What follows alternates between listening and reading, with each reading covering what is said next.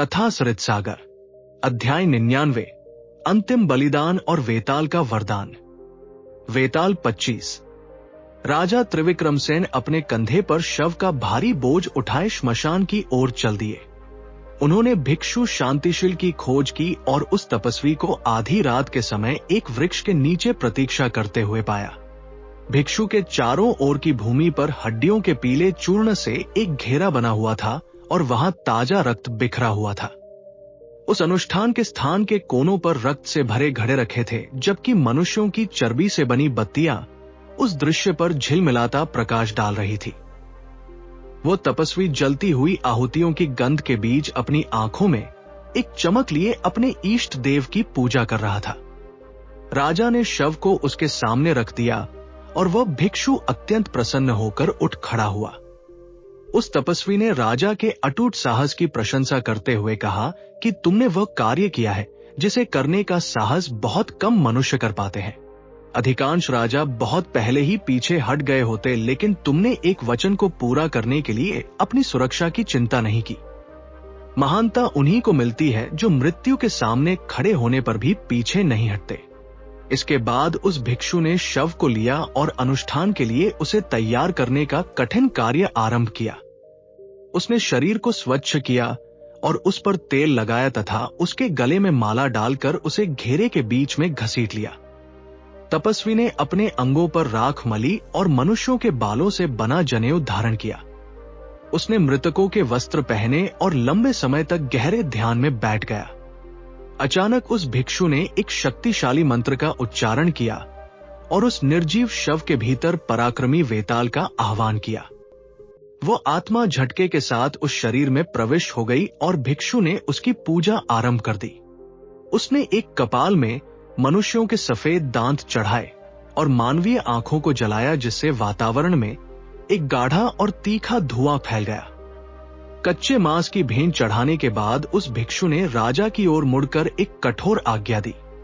भिक्षु ने उस शव की ओर संकेत करते हुए आदेश दिया कि अब भूमि पर गिरकर इस मंत्रों के स्वामी के सामने अपना सिर झुकाओ। यदि तुम ऐसा करते हो तो यह आत्मा तुम्हारी हृदय की सबसे गहरी इच्छा को पूर्ण कर देगी। राजा को वेताल द्वारा पहले दी गई चेतावनी स्मरण हो आई और उन्होंने अपनी आंखें सिकोड़ ली। राजा ने शांत स्वर में उत्तर दिया कि मुझे प्रणाम करने का उचित ढंग ज्ञात नहीं है। उन्होंने कहा कि हे तपस्वी, पहले तुम मुझे ये करके दिखाओ और फिर मैं ठीक वैसा ही करूंगा जैसा तुम बताओगे।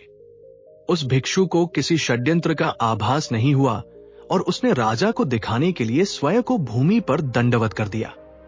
राजा ने एक ही झटके में अपनी तलवार निकाली और उस भिक्षु का सिर उसके धड़ से अलग कर दिया। उन्होंने उस भिक्षु की छाती से उसका हृदय निकाल लिया और कटे हुए सिर के साथ उसे वेताल को अर्पित कर दिया। अंधकार में पिशाचों के झुंड की आवाजें गूंज उठीं, क्योंकि वे राजा के इस निर्णायक प्रहार पर हर्ष प्रकट कर रहे थे। वेताल ने उस शव के भीतर से बात की और चमकती हुई आंखों से राजा की ओर देखा। उसने कहा कि यह भिक्षु विद्याधरों पर राज्य करना चाहता था, लेकिन तुम्हारे पृथ्वी पर शासन के बाद अब वो मुकुट तुम्हारा होगा। तुमने मेरी सभी युक्तियों को सहन किया है और अब मैं तुम्हें वो वरदान दूंगा जो तुम मांगोगे। राजा ने उस आत्मा की ओर देखा और दृढ़ स्वर में कहा कि मुझे किसी वस्तु की आवश्यकता नहीं है, क्योंकि तुम मुझसे प्रसन्न हो। राजा ने आगे कहा कि मैं केवल ये चाहता हूं कि ये 25 कहानियां इस पृथ्वी पर सदैव के लिए प्रसिद्ध हो जाए। वेताल ने अपनी सहमति दी और घोषणा की कि ये कहानियां उन सभी के लिए समृद्धि लाएंगी जो इन्हें सुनेंगे। जो कोई भी एक श्लोक भी पढ़ेगा वो अपने श्रापों से मुक्त हो जाएगा, और जहां ये कहानियां सुनाई जाएंगी वहां किसी भी दुष्ट शक्ति का प्रभाव नहीं होगा। इसके बाद वह आत्मा शव को छोड़कर रात्रि के आकाश में ओझल हो गई। भगवान शिव देवताओं के साथ आकाश में प्रकट हुए और राजा की ओर प्रशंसा की दृष्टि से देखा। उन्होंने कहा कि पुत्र, तुमने एक ऐसे पाखंडी का विनाश किया है जो रक्त के माध्यम से शक्ति प्राप्त करना चाहता था, और अब तुम्हारा भाग्य स्पष्ट है। मैंने तुम्हें पृथ्वी के शत्रुओं का विनाश करने के लिए बनाया था, और अब तुम द्वीपों तथा पाताल लोक पर शासन करोगे। शीघ्र ही तुम स्वर्ग में विद्याधरों का नेतृत्व करोगे और जब तुम सुखों से थक जाओगे तब अंत में तुम मुझ में ही विलीन हो जाओगे। भगवान शिव ने राजा को अजय नामक एक तलवार भेंट की और दिव्य प्रकाश के साथ अंतर्धान हो गए। जब सूर्य क्षितिज पर उदय हो रहा था तब राजा अपनी नगरी प्रतिष्ठान लौट आए। उनकी प्रजा ने उस दुष्ट भिक्षु पर उनकी विजय के समाचार को सुनकर हर्षोल्लास के साथ उनका स्वागत किया। उन्होंने अपना समय निर्धनों को दान देने और भगवान शिव की पूजा करने में व्यतीत किया, जबकि महल संगीत और नृत्य की ध्वनियों से गूंजता रहा। समय के साथ राजा ने अपनी दिव्य तलवार की शक्ति से संसार को सभी शत्रुओं से मुक्त कर दिया और द्वीपों को अपने शासन के अधीन कर लिया। अंततः वे विद्याधरों के शासक बने, जैसा कि देवताओं ने वचन दिया था, और उन्होंने शांति प्राप्त की। विक्रम केसरी ने राजकुमार मृगांक को ये कहानी सुनाना समाप्त किया और बताया कि कैसे एक गांव में उसकी भेंट एक वृद्ध ब्राह्मण से हुई थी। उस ब्राह्मण ने उसे वेताल को प्रसन्न करने और अपनी खोई हुई शक्ति प्राप्त करने का एक मंत्र सिखाया था। मंत्री ने बताया कि मैंने उनके निर्देशों का पालन किया और रात्रि में एक आत्मा का आह्वान करने के लिए श्मशान गया। वेताल ने मानव मांस की मांग की और मैंने उसकी भूख शांत करने के लिए अपने शरीर से मांस काटकर उसे दिया। वो आत्मा मेरी निष्ठा से इतनी प्रभावित हुई कि उसने मेरे घावों को भर दिया और मुझे आकाश मार्ग से ले जाने का प्रस्ताव दिया।